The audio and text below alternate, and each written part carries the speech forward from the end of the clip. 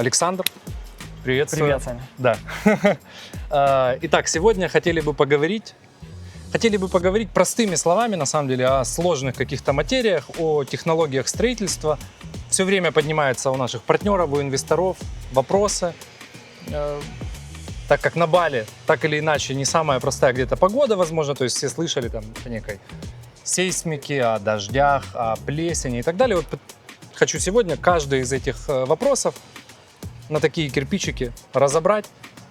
Поэтому, если ты не против, Давай, с удовольствием. давай начнем. Давай поговорим. Супер.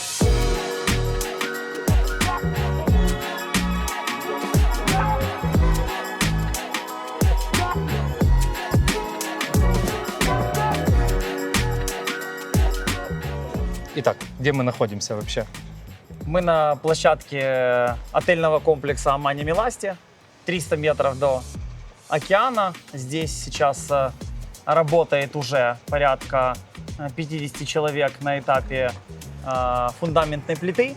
Через 4 дня приезжает заводская опалубка, и мы начинаем уже выходить из нуля. Ну, один из знаковых проектов для нас – это отельный комплекс по международным стандартам. У нас, к своей гордости скажу, есть опыт реализации проектов по стандартам мировых отельных сетей. Мы реализовывали в Одессе проект M-Gallery, это премиальная линейка отелей группы Accor в семье отелей Sofitel.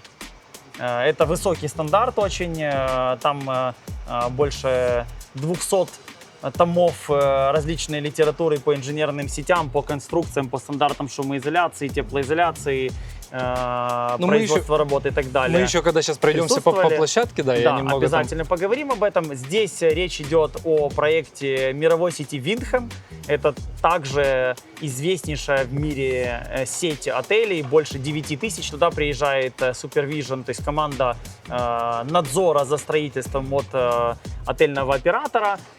Проектная группа постоянно, непрерывно ведет переговоры с проектной группой отельного оператора для соблюдения стандартов. То есть были получены гайдлайны, информация о том, как проект должен проектироваться, чтобы он соответствовал отельным стандартам. Ты на самом деле так просто об этом говоришь, но будучи в стройке на Бали, уже какое-то время в недвижимости, в целом в девелопменте, на самом деле половина строек бы уже даже не началась как бы с этими словами гайдлайны от отельного оператора. Бы мы не будем сегодня там углубляться куда-то и рассказывать, как строят плохо.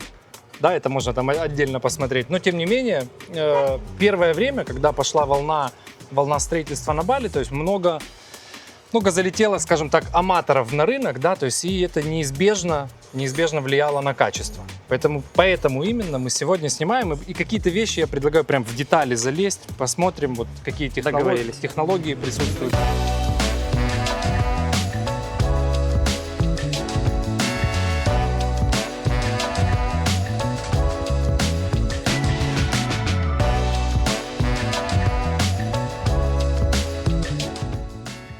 У нас пока была секундная пауза, ты мне как раз уже не на камеру рассказал в двух словах, в чем там не основная, но одно из различий между такой стандартной балийской стройкой, да, то есть когда люди не сильно думают о каких-то там нормативах, о том, сколько должен там бетон отстаиваться, набирать прочность. Да, можешь в двух словах это подсветить, с чем вы столкнулись здесь на рынке? Ну, потом перейдем, как это здесь реализовано будет. Да, есть несколько методов тестирования бетона на основные его качества, основные характеристики. Здесь проектная марка бетона заложена К300. Все должно соответствовать мировым стандартам строительства согласно сейсмике 9 баллов. И как, собственно, тестируется бетон. То есть ждешь 28 дней, пока бетон наберет прочность, делаются заборы бетона, формируются из этого цилиндры. Там у нас за вагоном, ты видел, есть цилиндры, которые отстаиваются 28 дней, потом они отвозятся в лабораторию, и методом раздавливания проверяется прочность бетона. Вот в частности, здесь мы уже несколько раз это делали, все это загружается на Google Диск в журналы производства работ, создается исполнительная документация, и можно посмотреть полностью все результаты лабораторных тестирований и так далее. Что интересное, мы здесь тоже не 20 лет строим, и по таким стандартам... Хотя в целом строите 20 лет хотя в целом строим 20 лет, но по таким стандартам, как строим мы, здесь строятся только там мировые отельные комплексы, несколько буквально там компаний. Торговые центры и мировые комплексы. Да, в целом строят это по высочайшим стандартам качества. И когда делается промежуточный забор бетона для тестирования, из-за влажного климата наборка прочности происходит в геометрической прогрессии. То есть она в середине, обычно уже видно промежуточный результат, а здесь набор прочности ближе к 28-му дню происходит. И вот эти промежуточные тесты, они иногда дают неточные результаты. Значение. Еще одна крутая штука, которая была не на поверхности, если там, например, в Украине или там, в Европе есть специально для всех типов тестирования разные типы лабораторного оборудования. То у нас была история, когда мы, например, делали забор бетона на тест методом Керна, то есть выреза куска бетона, и делался конус, который тоже методом раздавливания тестировался. А в этом случае нужно специальное другое оборудование, которое учитывает то, что конус нельзя раздавливать так же, как раздавливается цилиндр. И, соответственно, у нас были неправильные показатели тестирования, которые мы несколько раз проверяли в независимых лабораториях вместе с заказчиком.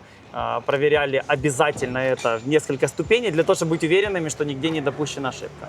Ошибка на стройке – это нормально, неисправленная ошибка – это плохо, а замеченная, отфиксированная ошибка, которая исправляется – это норм. Здесь у нас несколько ступеней контроля.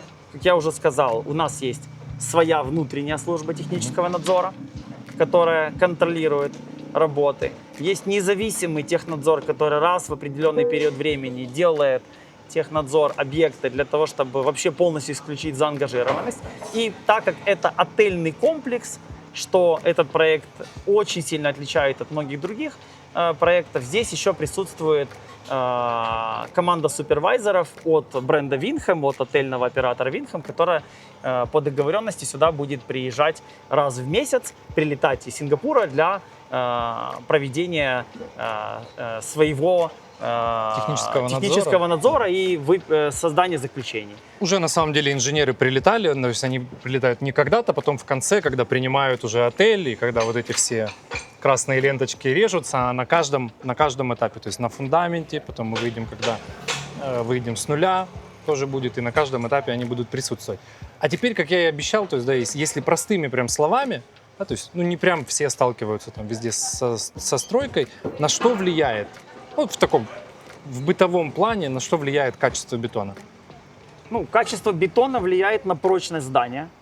Присадки, которые добавляются в бетон, помимо тех, которые влияют на прочность бетона, создают отсутствие гидрофобности бетона, то есть бетон не впитывает влагу. Вода. Есть два типа гидроизоляции, которыми обмазывается и обклеивается бетон. Вот здесь, если ты видишь, фундаментная плита и колонны, они все обмазаны гидроизоляцией, часть колонн уже обмазана, часть в процессе. Да, обмазочная гидроизоляция бренда Sika, то есть это один из самых лучших мировых брендов. Это гидроизоляция, которая на порядок дороже, но она и имеет и гарантию от производителя, и она тестирована уже десятками лет. Мы не экономим на этом категорически, мы используем два бренда, это Sika и Shell. Это лучшие два бренда. Shell — это вот мировая корпорация, которая работает с нефтепродуктами. Из этого же материала, из которого потом делается бензин, из него, из нефтепродуктов делается битумная гидроизоляция и так далее. На этой площадке присутствует у нас два своих бетоносмесительных узла, которые оттестированы на других объектах, которые уже находятся на финише либо полностью завершены. Это обеспечивает бесперебойную работу производства бетона. Каждый бетоносмесительный узел в зависимости от количества смен имеет производительность от 40 до 60 кубов в сутки. Это позволяет разработать свою формулу, иметь стабильный уровень качества производимого бетона и, соответственно, не иметь рисков подмеса в бетон воды, присадок, которые влияют на первичный замер качества. То есть не так много можно проверить в бетоне на этапе его доставки на площадку. То есть есть только метод проверки конусом усадки. Это первичный показатель, но не дает полной уверенности, что потом, после того, как бетон будет залит, марка бетона будет соответствовать проектируемой. Здесь у нас 2 бетоносмесительных узла, 2 бетононасоса. Бетон подается на всю площадку. Это обеспечивает и скорость строительства, и мобильность, и соблюдение стандарта качества. Ну и качество, да. Да. То есть, если супер обывательским языком, то есть первое, мы проговорили, что это как раз впоследствии в будущем повлияет на плесень, на грибок и так далее, потому что это же просто следствие того, что Да, здание набирает влагу что влагу снизу. набирает. Да, в первую очередь снизу. и Это, кстати, не всем. сбоку, да. Да, люди часто думают, что то есть, там можно уже потом, допустим, ты там купил, не знаю, старую какую-то виллу, что обмажешь ее где-то Стены. гидроизоляцией, Да. стену, там чуть-чуть зайдешь на стены, и якобы это тебя защитит. На самом деле, На как самом правило, деле грибок появляется снизу. да, не как защитит. правило. Мы находимся на полуострове Букит. Здесь другая история. Здесь влага не впитывается, а наоборот накапливается. Потому что мы здесь находимся на скалисто-песчаной породе. Да-да. Вода затекает, накапливается, не уходит никуда, и потом начинает через стены проникать в здание. Поэтому здесь все фундаменты до самого низа обклеены и промазаны гидроизоляцией. Все вот эти колонны, все плиты основания зданий, все будут полностью черного цвета. Это будет дополнительно фотографироваться, проверяться в несколько ступеней. Да, это первая часть. И второе, то, что мы тоже проговорили с точки зрения сейсмики. То есть, правильно ли я понимаю, марка бетона напрямую влияет? Марка бетона в том числе. и проверка марки арматуры. То есть везде здесь используется 420-я арматура для плит перекрытий, для основных несущих колонн. Только для забора здания можно использовать, не для самого здания, а для забора площадки, можно использовать арматуру ниже марки. Здесь, как ты видишь, везде марочная арматура. С подрядчиками есть жесткие подписанные контракты о том, что в случае привоза на площадку некачественная арматура забирается, меняется. И это все тоже жестко контролируется.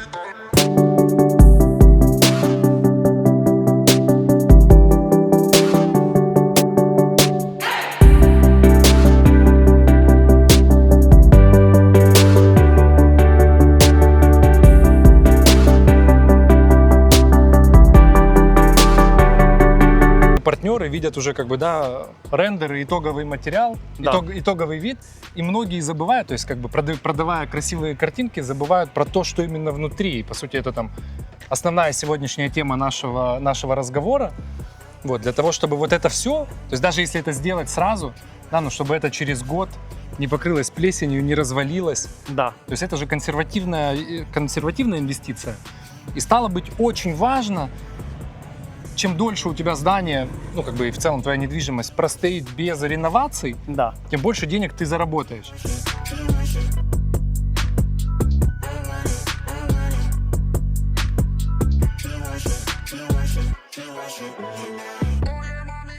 Итак, мы уже оказались на площадке. Вот Да. та самая гидроизоляция, о которой ты говорил. И Да. получается, в ней будет полностью, то есть мы стоим на фундаменте, и весь фундамент будет ей закрыт. Весь фундамент будет обмазан этой гидроизоляцией, а стены фундамента с наружной стороны будут еще и проклеены. И тем самым мы как бы минимизируем... Сводим до практически нуля вероятность того, что будут затекания. И, соответственно, здание будет напитывать влагу. А еще как раз, то есть там влага, получается, как ты проговорил, то есть часть, она аккумулируется в почве и как бы потом питается снизу. Да. Вот. А что насчет дождей? Вот, да, когда такие прям проливные дожди, как были не так давно. Да, ну для этого, собственно, не просто так существует критическая норма. Это создание проектов с балийской кровлей. Это не просто культурный код Бали, это в том числе, здесь почти 2 месяца в году идут дожди. И для того, чтобы влага не задерживалась на кровле, делается всегда кровля такая, Да. с определенным углом ската и с козырьками для того, чтобы отводить влагу. Здесь будет использоваться в том числе 6-ступенчатая система очистки воды для того, чтобы повторно использовать воду для полива, для технических нужд. Это, во-первых, соответствует требованиям для сдачи проекта в эксплуатацию, а во-вторых, это важная штука с точки зрения устойчивого развития и девелопмента проектов и сохранения окружающей среды. То есть не просто там канализационная или дождевая вода будут просто сливаться в стоки. Она будет рециркулярно использоваться. И это тоже определенная мера социальной ответственности и некого девелопмента вклада на Бали. в экологию Да. в целом Да. окружающей среды. Давай еще тут прогуляемся, расскажем, на каких бы еще технологиях ты сакцентировал внимание, что хотелось бы подсветить и в сравнении с другими стройками, которые ты, я думаю, много здесь повидал. В целом, если говорить про то, какие я тут видел стройки, то видели мы разное. Это Ты можно сам видел фильм эти ужасов видео, маленький, да, снять? когда в колонне вообще нет арматуры, и колонна просто рушится рукой. Я не один раз повторял, что есть примеры, когда проекты строятся без службы управления строительством, и нанимается напрямую генеральный подрядчик на реализацию работ, и это приводит к потерям сотен тысяч, иногда даже миллионов долларов. Есть реальные кейсы, их 10 плюс только у нашей компании, когда к нам обращались с запросами исправить то, что после нашего технического заключения исправить было невозможно. Потом, как правило, заказчик делает запрос еще у других компаний, получает в большинстве случаев аналогичный ответ, заказывает исследование у независимой экспертизы, получает подтверждение, потом приходит к нам с вопросом, что с этим делать. И в 90% случаев спасти ситуацию нельзя. Можно только выкорчевать бетон из основания, из земли и заново полностью переделать проект. У нас недавно был кейс, когда к нам обратились на финише проекта на 12 вилл, и там реально невозможно спасти ситуацию. То есть там, кроме полного разрушения всей конструкции, ничего нельзя сделать, потому что там... Они аварийные все? Во-первых, не соответствует марка бетона даже 200-й марке. Во-вторых, вся арматура находится близко к краю монолитных конструкций. Это значит, она что... будет ржаветь, будет рвать бетон? Да, она будет ржаветь, будет рвать бетон. Это, в принципе, аварийно опасно с точки зрения эксплуатации таких строений. Ну и самая крутая вишенка на торте, это мне всегда нравится, когда балка и колонна, они автономной жизнью живут и проходят в разных как бы горизонталях и вертикалях. Мне кажется, знаешь, как они строят? Они смотрят увязаны. со стороны, типа, ну вот здание вот стоит, ну примерно вот такие колонны какие-то, сверху что-то лежит. Я имею в виду, они не связывают эти вещи. Ну, наверное, в голове Да. у себя я имею в виду технологически, то есть, что одно сделано для другого, это не какие-то раздельные части. Я, к сожалению, просто тоже много видел таких аварийных строек, и когда мы там в том числе давали заключение, что, ребята, надо все сносить. А как это все сносить? Люди уже положили деньги, уже заплатили, они там верили в какую-то красивую картинку, и, конечно, там местами неприятно разрушать их какие-то мечты. Да.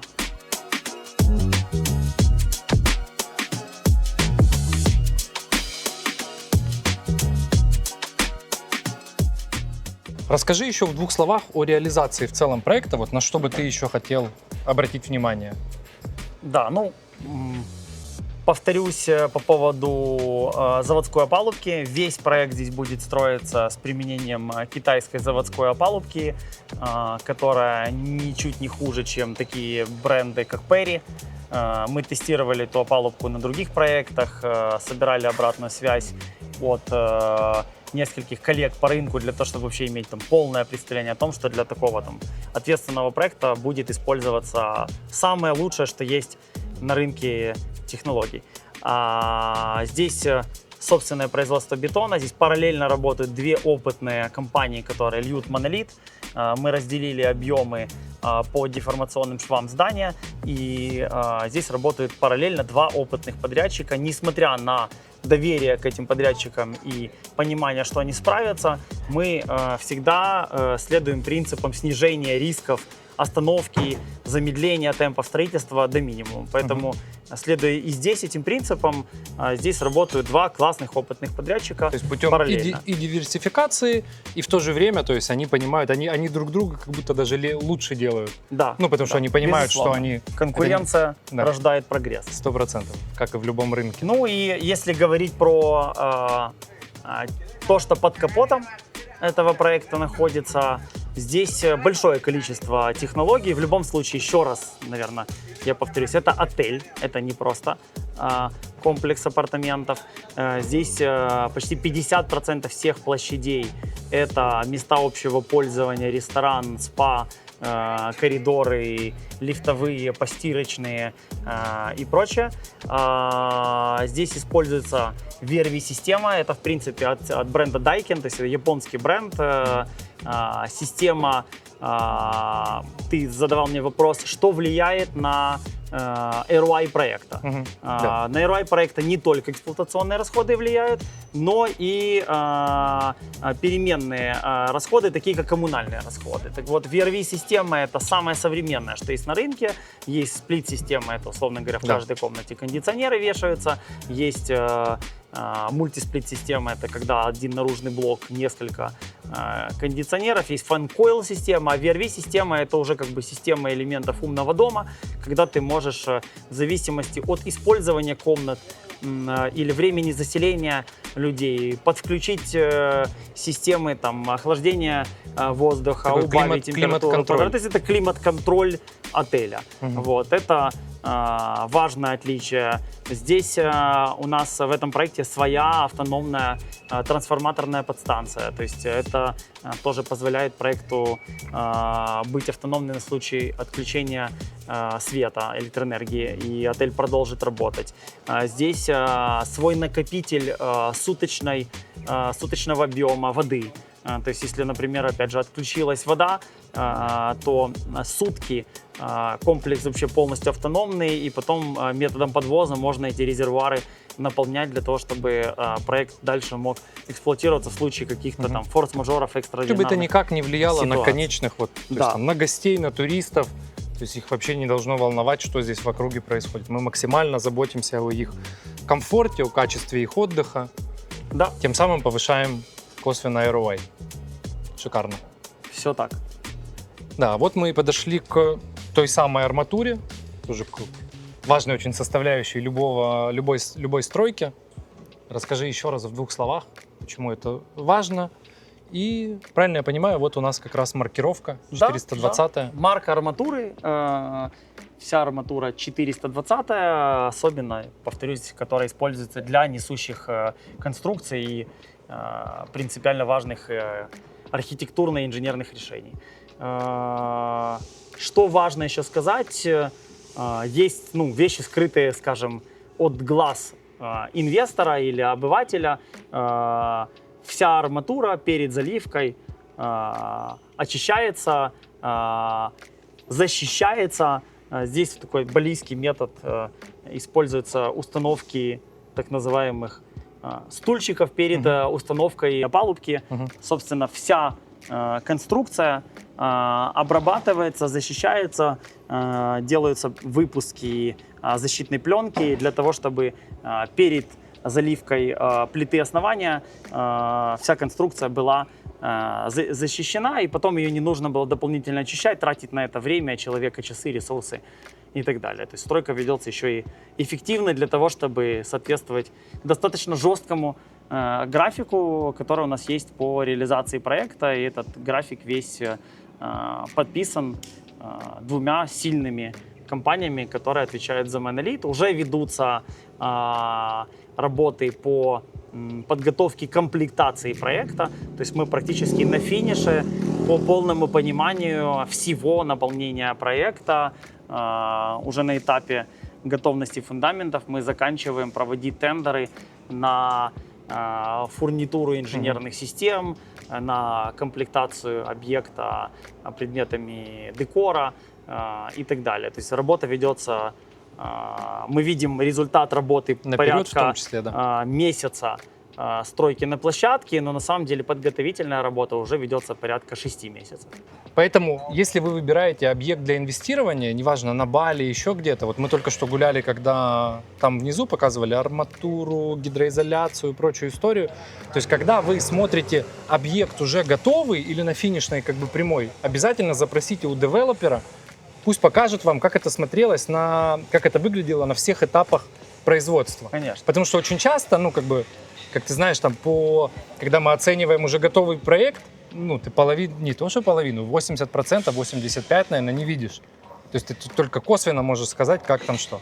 Так Ну, вообще, да, признак здорового девелопера, не девелопера-курильщика, это когда есть исполнительная документация и отчеты инвесторские о производстве работ. Вот мы в прошлом месяце сделали вот эти работы, вот мы в этом месяце залили фундаменты, вот так мы делали работы по прокладке наружных сетей перед заливки первой плиты фундамента. Вот такой план работ на следующий период времени. Это нормально, так должно быть. И когда здание заканчивается, должна быть исполнительная документация, которая дает доступ для реновации, реконструкции. В конце концов, человек понимает, что он купил то, что ему обещали.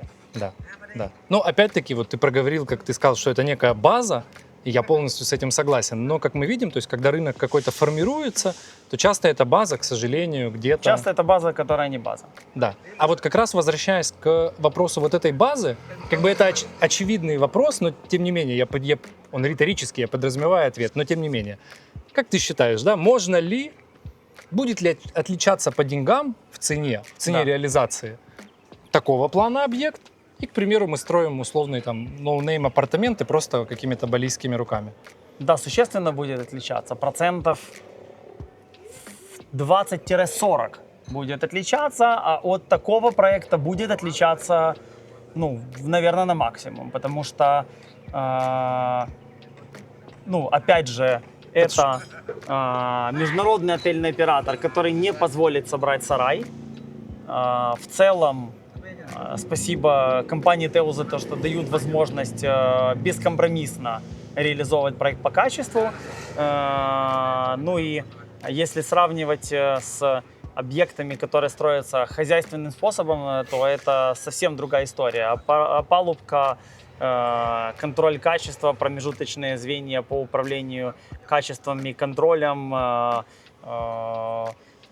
материалы, которыми наполняется проект, инженерные системы, о которых я рассказал и так далее. Но в конечном итоге потом эта система начинает работать на тебя.